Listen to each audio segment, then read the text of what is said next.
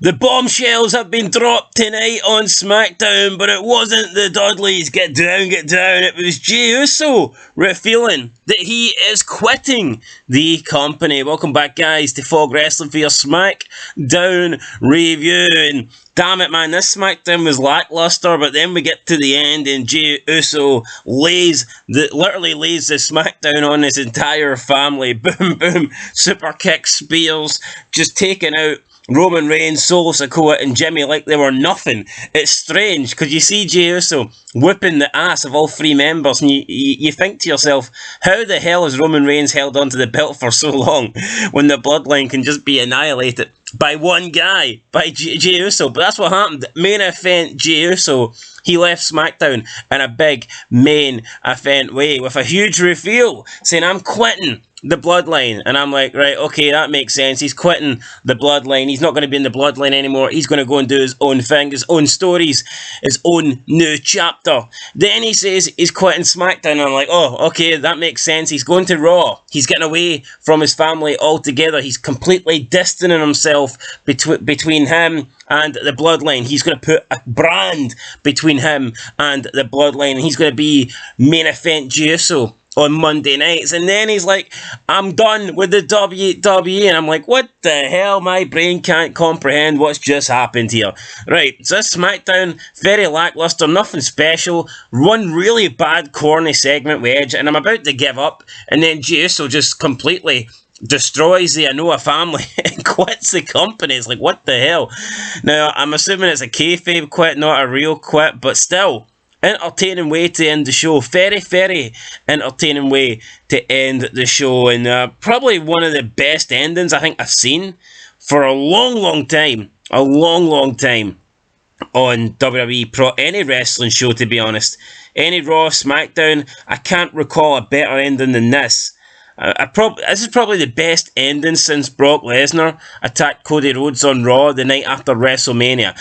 Yep, I said it. That's how good it was. It came out the blue, and the bloodline. I know a lot of people don't like them, but I'm sitting on the edge of a seat here, not knowing what's going to happen between Jimmy and Jey, and nothing else really gets me feeling that way. So yeah, no, for me, I do enjoy the bloodline stuff. What I don't enjoy is Roman Reigns having the belt for 3 years. That pisses me off, but unfortunately, I think we have to accept that he's Roman Reigns and he's probably going fucking nowhere.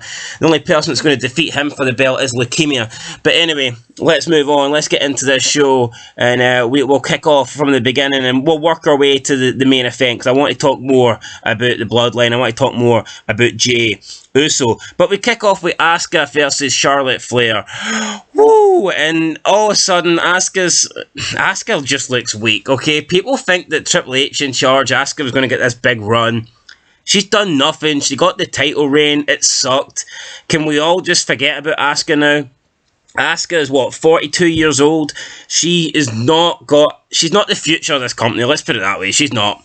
Maybe she can stay around and maybe she can be a main eventer that puts people over, but let's stop pretending that Asuka is going to be the star of the women's division. Let's stop pretending that Asuka's going to get this big championship reign where she can show how good she is. She's not. If she was going to get it, it would have been here. Guess what? She didn't get it. No, all she got tonight was her ass whooped by Charlotte Flair. And of course, because Charlotte Flair didn't win at the pay-per-view, I guess she had to be booked strong tonight, because that's how Charlotte Flair works. If she can't win a match, then she needs to look like Super Cena. It's like the Cena version.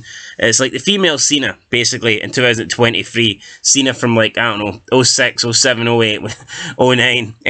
Any 2000 Cena when he won the title, man. The guy was unbeatable, unstoppable. We then got Damage Control coming out, and they attacked both members. Io Sky did her drop kick, and they celebrate it. I don't understand, like, why does it make sense for Io Sky to come out and try and create two enemies? They've already got an enemy with Bianca Belair. She's the one that lost the belt. Now they come out and they attack Charlotte Flair and Asuka. What I think's going to happen, or what I think should happen, is what about a Fatal 4-Way?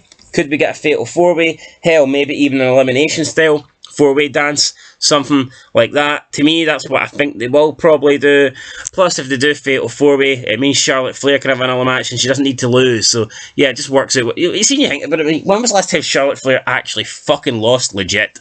It just doesn't happen. I know she lost at Mania against Rhea, but, I mean, other than that, it's like, does Charlotte Flair even lose? I don't think so. Although I lose patience watching her, I've no interest in Charlotte Flair. Why was Bianca Belair not here tonight? I don't know. Women's division, it just doesn't do it for me. I know there's some people out there that love the women's division. I personally think it sucks. Whether it be SmackDown or whether it be Raw. I think the SmackDown women's division is a little bit better than Raw's, but it's still not great. You know, like tonight, nothing really happened. We had a match between Asuka and Charlotte, which we've seen a million times.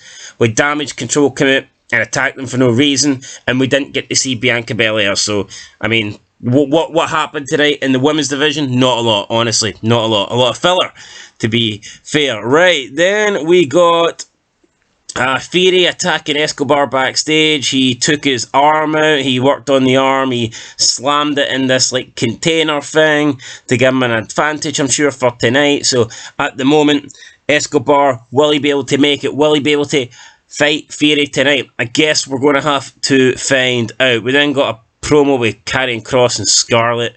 Talk about boring people. Kross is one of them. What the fuck are they doing with Kross?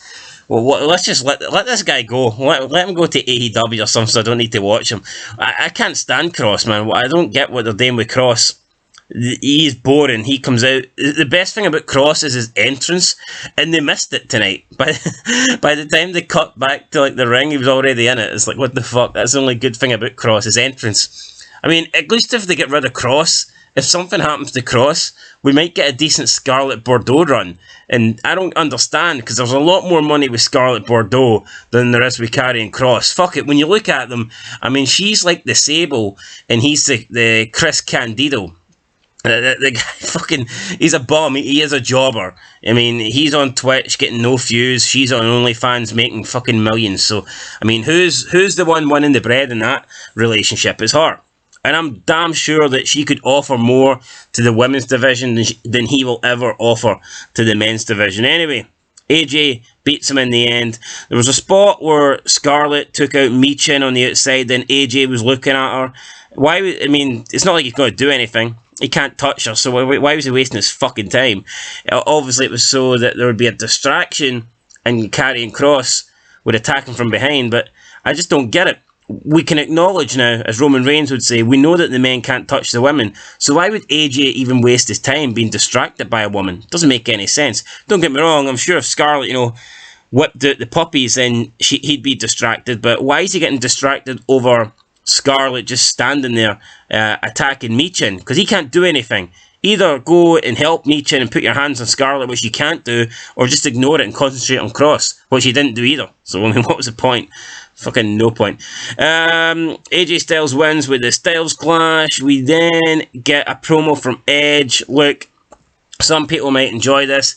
I didn't. It was Edge and Sheamus. They were ribbing each other. They were telling stories about how Sheamus was the one that got Edge back in the ring. They were doing mountain biking and Edge fell and then he realised he could still go. Edge made fun of Sheamus. Sheamus made fun of Edge. Edge says that they've never had a one-on-one match and he wants to face him next week. I thought this was really cringy. I thought this fucking promo absolutely sucked. Edge's return, if we're being real, Edge's return has not been great. And it's been nice to see Edge back. He's a legend, right? It's been great to see Edge back. But you compare what Edge is doing in WWE, is it really better than what Christian's doing in AEW? I don't think so. Honestly, I think Edge's run has been poor. I mean, even when he first came back, he had that big long match with Randy Orton, and it just didn't do it for me. I thought it was very fucking boring. Then his whole feud with Finn Balor, it didn't do it for me. We had the Hell in a Cell match, which absolutely sucked. And then we had Beth Phoenix come back, and they were tag teaming. Edge's run has been really poor. Let's just call it what it is. I love Edge. Legend, no doubt about it. But his return to the company hasn't been great. Next week we're getting Sheamus versus Edge. We then got LA Knight versus Top Dollar. For some reason, I don't know why, Top Dollar gets buried. all the time on commentary. I know why he gets buried, because he's absolutely shit, but Michael Cole was showing off the raps in this match. He says, what is it, Top Dollar, I don't know, he buried Top Dollar in a rap. Michael Cole rapping, I can't remember what he said, it's actually pissing me off, but he said something about Top Dollar is on flight, he's going to get beat by LA Knight tonight. I don't know, he said something. He said something really fucking corny, and it's like, yo, Michael Cole, put the mic down. Michael Eminem Cole, what are you doing? Seriously, Michael Cole, man. Jesus Christ, that was enough to make you want to turn off SmackDown. But thankfully, LA Knight wins. I just don't know why they're wasting LA Knight's time having a match with Top Dollar. And I don't understand Top Dollar's reasoning for even being employed. Legit, all they do is fucking bash the guy. I mean, and rightfully so, because he does suck. But it's like, they acknowledge he sucks, so why don't they just move on? Seriously, why don't they just, like, fucking drop this guy? I don't know. They're keeping it. As another Triple H return that's absolutely sucked, let's be honest. Top Dollar, not Street, whatever they're called. Wait, are they? No, they're not called Top Dollar. The big guy's called Top Dollar, but I forget what the actual group's called. Anyway, doesn't matter. No one's paying any dollars to see them. LA Knight says, doesn't matter if your name's Mike or Dr. Phil. He says, everyone's going to recognise that people are talking about me, LA Knight. Yeah. I like LA Knight, but I don't think what he's doing at the moment is that great. I'll be honest, I don't. He's over, and that's great. Not many people can actually get a crowd reaction, but LA Knight, just the context of what he's doing, the actual content he's delivering. He's coming out, he's having a match, I don't think his promos are that great, and then he's just saying, yeah. It is better than most people, but it's not blowing me away, let's put it that way. Then we got Austin Theory defending the belt. Again, he attacks Santos Escobar. Adam Pearce came out, Escobar couldn't go. He decided to put Rey Mysterio in the match instead, and you knew this was coming. This was so predictable, probably the most predictable thing of the night. What I will say is, unlike the Bloodline stuff, I didn't predict what was happening in the Bloodline, but I knew. As soon as Escobar got attacked, I knew, even they would have been building it up, you just knew that Rey Mysterio was going to be the one to win the belt here, and it would cause friction within the LWO. So Escobar gets taken out, Rey Mysterio gets his place, and Rey Mysterio beats Austin Theory. Rey Mysterio is the new United States champion. Escobar celebrated with Rey Mysterio, but we'll see what happens in the future. I believe he will want that belt. Maybe they'll have a match, and if Rey Mysterio beats him and retains, then we'll maybe see Escobar kick him out of the LWO. But you look at Austin Theory's title run, what a waste of time. It's been a really boring reign, and it comes to an end losing a random match to Rey Mysterio on SmackDown. Honestly, like, what was the point of this? Garbage. Alright, main event time up next. The Bloodline. Are we going to acknowledge Roman Reigns? Jimmy Uso comes out. Roman Reigns is like, I knew you'd come back, Jimmy. What do you want? Do you want boats? Do you want cars? What possessions do you want? Jimmy's like, I want none of that. He said he didn't do what he did for him. Roman Reigns is laughing. Roman Reigns asks him, does he want power? I can get you power because I'm Roman Reigns. And then Jey comes out. Jay's got a mic. He says that Jimmy has got some explaining to do before 37 years goes down the toilet. Then Jimmy explains the reason why he did it was because he wanted to protect Jimmy. He wanted to save Jimmy. He didn't want Jimmy to become like that asshole regarding Roman Reigns. So that was his reasoning. I'm not sure if I believe that. Just because Jey Uso won the match, would he have became an asshole like Roman Reigns? Not too sure. I don't know if this is the right direction to go down, but Jimmy's basically saying that he screwed his brother out of the title. He screwed his brother out of the WWE Championship, and he denied his brother the opportunity to dethrone Roman Reigns, the guy he just called an asshole. If Roman Reigns is an asshole, wouldn't it have made more sense for Jey Uso to dethrone him, to save the family? So I don't know why Jimmy would attack him. I didn't think the reasoning was that good. I don't think Jey really bought it either. Jay's thinking, I could have beat this guy. Then Jimmy says, if you want to super kick me, then do it. He doesn't do it. Jey then turns his back on Jimmy. I was convinced Jimmy was going to attack Jey, but he didn't. Jimmy then walks up the ramp. Roman Reigns is laughing at Jey Uso. Jey Uso hits him with a super kick. Solo gets involved. Jey Uso ducks a Samoan spike. Hits him with a super kick. Roman Reigns hits a Superman punch.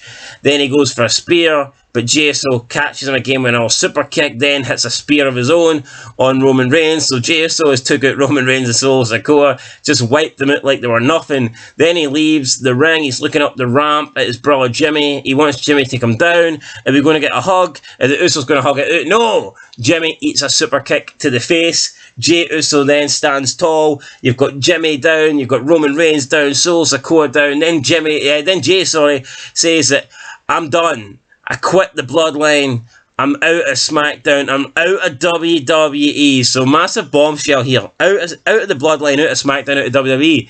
The first two make sense. Yes, he's officially leaving the bloodline. He's putting this family shit behind him. I understand that. I accept that. Leaving SmackDown makes sense. Get away from the bloodline, get away from the family, fresh start on Raw, and he can do his own main event things. Totally understand that. Main event, Jey Uso standing alone on Monday Night Raw. Makes sense. But then he says he's quitting WWE, and it's like, well, this makes no sense.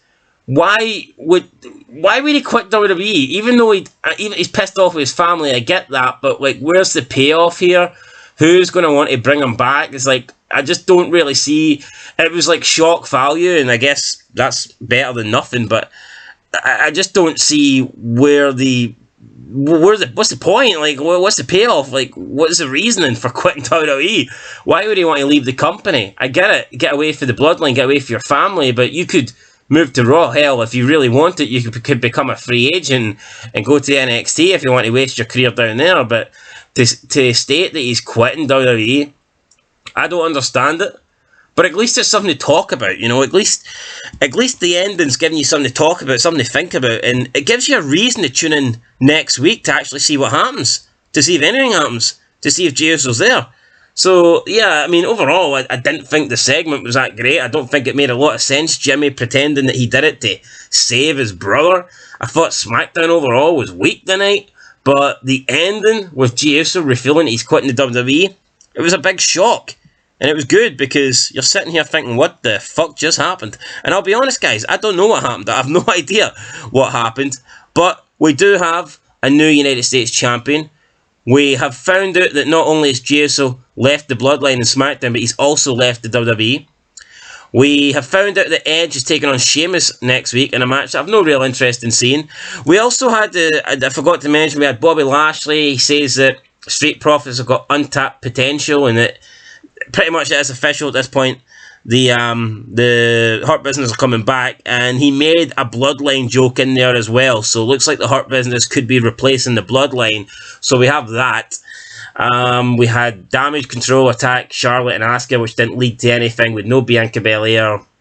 Hopefully we've seen the end of the AJ Karrion Kross feud.